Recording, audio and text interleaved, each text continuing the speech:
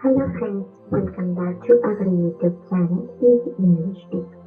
ഇന്ന് നമുക്ക് question sentence നോക്കാം. എന്താണ് ക്വസ്റ്റ്യൻ സെന്റൻസ് എന്ന് പറഞ്ഞു കഴിഞ്ഞാൽ ചോദ്യം ചോദിക്കുന്ന സെന്റൻസ് ആണ് ക്വസ്റ്റ്യൻ സെന്റൻസ്. സ്ട്രക്ചർ ശ്രദ്ധിക്കണം. Helping verb plus subject plus verb plus ing and question mark. Yes, ഇവിടെ ഹെൽപ്പിംഗ് വേർബ് ആദ്യം വരും. പോസിറ്റീവ് സെന്റൻസിൽ സബ്ജക്ട് ആദ്യം ആയിരിക്കും, ബട്ട് ക്വസ്റ്റ്യൻ സെന്റൻസിൽ ഹെൽപ്പിംഗ് വേർബ് ഫസ്റ്റ് ആയിരിക്കും. ടാബിൾ നോക്കാം. I am. സോ ക്വസ്റ്റ്യൻ ആകുമ്പോൾ am I speaking English?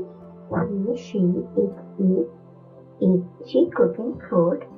U we they are they playing football?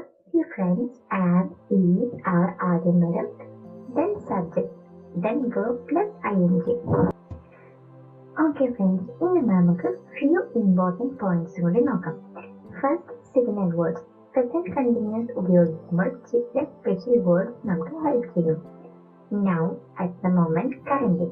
ഈ വേർഡ്സ് കാണുമ്പോൾ നമുക്ക് ഇമ്മീഡിയറ്റ് ആയിട്ട് മനസ്സിലാകണം ഇത് പ്രസന്റ് കണ്ടിന്യൂസ് ആണ്.